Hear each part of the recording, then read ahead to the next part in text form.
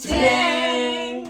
Selamat siang Sobat Justisia, selamat kembali lagi di podcast Kapandam. Podcast Kebendaan Perdata Mendadak. Nah, supaya kita semangat, kita ada jargonnya nih. Kalau aku bilang selamat siang, kita bisa bilang siang Josjis. Yuk kita coba. Selamat siang Sobat Justisia. Siang Josjis. Wah, mantap sekali. Langsung saja, kita sebelum masuk, kita akan kenalan dulu nih dengan rekan-rekan yang siap membahas soal kebendaan. Ada siapa di sini? Halo semuanya, perkenalkan nama saya Fanya. Aku Rachel. Halo, aku Fidelia. Nah, tanpa berlama-lama lagi, yuk kita masuk ke pembahasannya. Nah, ketika kita berbicara kebendaan, kita akan berfokus ke salah satu tempat yang kayaknya nggak asing nih buat anak-anak LK, yakni di sekretariat organisasi. Tentu di sekretariat organisasi atau kantornya LK, kita bisa menemukan beberapa barang seperti proposal kegiatan, proposal anggaran, laporan pertanggungjawaban, dan surat-surat lainnya. Nah, kita akan membahas satu persatu dan mengupasnya dengan detail nih. Ya, semoga detail lah ya. Per menit ini kita coba maksimalkan tentang apakah benda-benda ini juga tergolong nih dalam hukum benda yang dalam konsepnya perdata. Yuk kita mulai saja deh, satu persatu. Oke, jadi teman-teman, kita kan fokusnya ke proposal dan lain-lainnya kayak seperti proposal kegiatan, proposal anggaran, LPJ, PA, dan lain-lain. Jadi menurut kami sendiri, benda-benda tersebut adalah benda-benda yang bisa dinyatakan sebagai benda dalam hukum perdata, teman-teman. Nah, kenapa tuh Kak kok bisa dikategorikan sebagai benda dalam hukum perdata?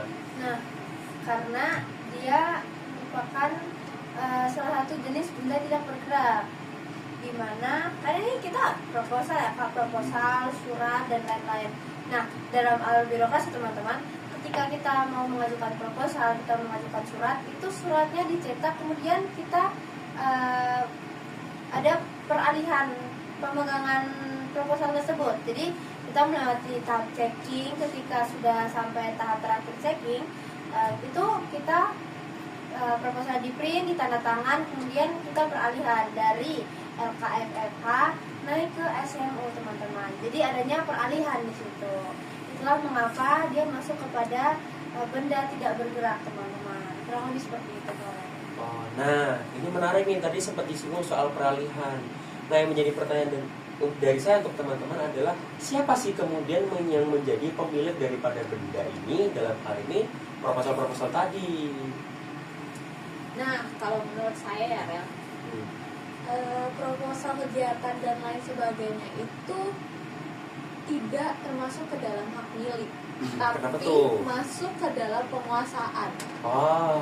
Kenapa? Karena proposal kegiatan dan lain sebagainya itu tidak bisa ditentukan sendiri hak milik. Jadi penguasaannya itu dari fungsionaris LK itu sendiri. Jadi yang bertanggung jawab pun juga fungsionaris LK itu sendiri. Oh, seperti itu. Nah, kalau itu menjadi penguasaan, berarti siapa sih yang menguasai proposal ini saat ini? Kalau untuk saat ini, ya fungsionaris itu sendiri. Oh, fungsionaris yang, LK ya? Oh. Fungsionaris LK yang bertanggung jawab untuk menguasai semuanya, yang mengatur juga. Nah, penguasaan itu dilakukan apa? Izin atau tanpa izin nih Kak? Pertanyaannya.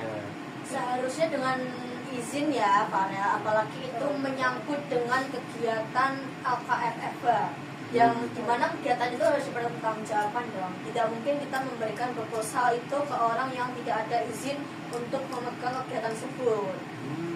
Nah, pernah nggak sih dalam kemudian membawa benda ini atau membawa proposal itu pasti tentu ada masalahnya dong, mungkin hilang atau segala macam. Nah, respons teman-teman sendiri kalau gitu gimana nih? Misal ada proposal tiba-tiba ya mungkin ada yang kelupaan, hilang, bagaimana?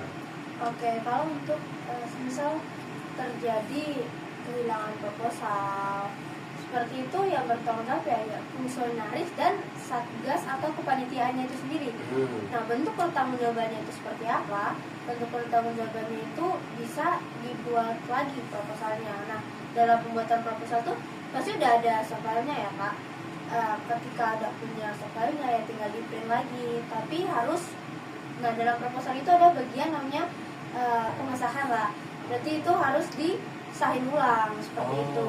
Nah itu bentuk pertanggungjawabannya. Kalau ditanya siapa yang bertanggung jawab adalah satgas kegiatannya atau kepanitiaannya itu sendiri begitu. Jadi tidak ada spesifik cuma satu orang saja ketika dia yang mengangkat berarti cuma dia yang bertanggung jawab, tidak, itu menjadi tanggung jawab bersama seperti itu. Oke, jadi itu tadi ya teman-teman, menarik sekali bahwa ketika terjadi satu barang yang hilang, kemudian tidak hanya menjadi tanggung jawab fungsionaris LK, tetapi juga menjadi tanggung jawab bagi teman-teman satgas atau kepanitiaan terkait, begitu ya. Ya betul.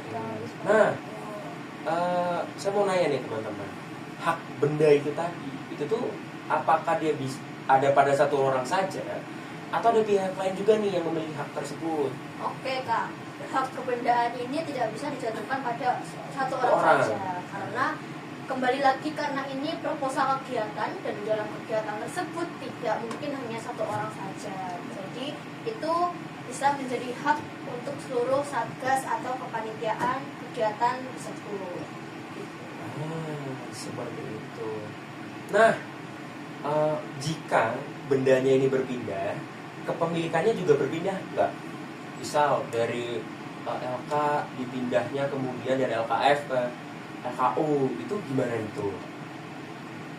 Kalau kepindahannya itu ya Pak. Kalau mungkin itu cuma perpindahan tangan aja untuk pengesahan proposal tersebut, tapi kepemilikannya tidak. Itu masih dalam kepemilikan LKFF, karena kembali lagi itu proposal kegiatan LKFF, jadi itu hak miliknya LKFF itu sendiri. Nah, yang menariknya adalah apakah proposal ini, kalau kita lihat, apakah dia juga bisa menjadi satu jaminan kemudian atau enggak nih Kak? Kira-kira? Jaminan kemungkinan bisa, karena itu adalah jaminan di mana kegiatan itu terlaksana atau tidak. Makanya setelah proposal kegiatan itu muncullah namanya laporan pertanggungjawaban, di mana laporan pertanggungjawaban itu digunakan untuk mempertanggungjawabkan kegiatan yang sudah berlangsung. Nah, ini menarik nih. Ketika itu menjadi jaminan, tentu ada pihak yang menguasainya. Nah, dalam hal ini ketika dijadikan jaminan, siapa yang menguasai bendanya? Untuk proposal sendiri seperti yang sudah saya jelaskan tadi ya Pak, tetap pemilik dan yang menguasai itu adalah kepanitiaan, satgas dan LKM itu sendiri, karena sejatinya memang itu untuk keberlangsungan suatu organisasi, keberlangsungan suatu kegiatan. Jadi jika dikatakan tidak ada hak paten seperti itu, tetap milik yang penyelenggara seperti itu, karena demi keberlangsungan suatu kegiatan, suatu organisasi biar tidak stuck dan tidak jalan kegiatannya seperti itu. Oke. Nah, menarik ya teman-teman, kita bicara soal kebenaran dalam lingkup organisasi, khususnya di sekretariat lembaga kemahasiswaan terkait dengan proposal-proposal ini. Nah, kita akan move ke beberapa pertanyaan-pertanyaan. Mungkin ini agak terakhir ya pertanyaannya. Nah, kita bicara soal hak mengikuti ini. Nah, jika benda tersebut berpindah ke orang lain, apakah pemilik awal itu masih memiliki haknya atau enggak? Ya, kembali lagi dengan pertanyaan seperti yang pertanyaan sebelumnya kan. Hak itu tetap menjadi milik hak LKFF, kembali lagi karena itu adalah pertanggungjawabannya LKFF, di mana kegiatan tersebut adalah kegiatan LKFF, mau dipindah kemana-mana pun tetap itu menjadi haknya LKFF. Menarik ya kita lihat ini. Nah, pertanyaan penutup nih Sobat Justisia. Kalau misal kita kan tentu ya dari kasus-kasus ini kita bisa mengambil pelajaran, ya kan, dari kasus mungkin tadi yang nggak sengaja hilang segala macam.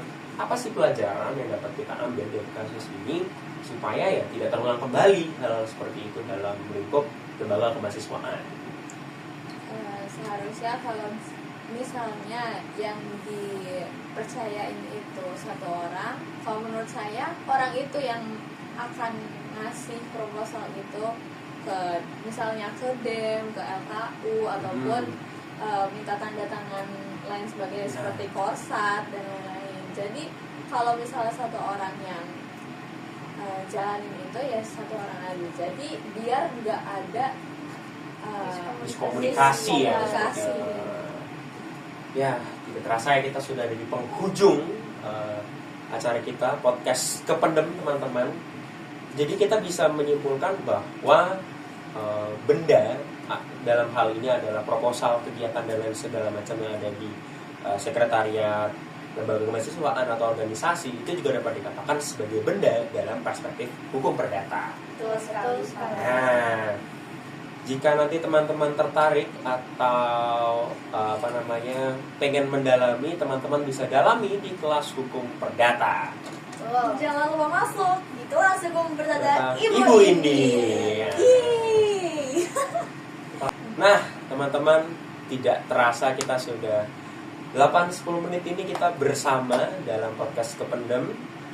Kita akan mengakhiri podcast ini, tapi jangan khawatir, kita akan bertemu kapan lagi kalau ada tugas. Nah, sekian dari saya selaku moderator, saya Farel, pamit undur diri dari hadapan kita bersama. Sampai jumpa semua. Dadah.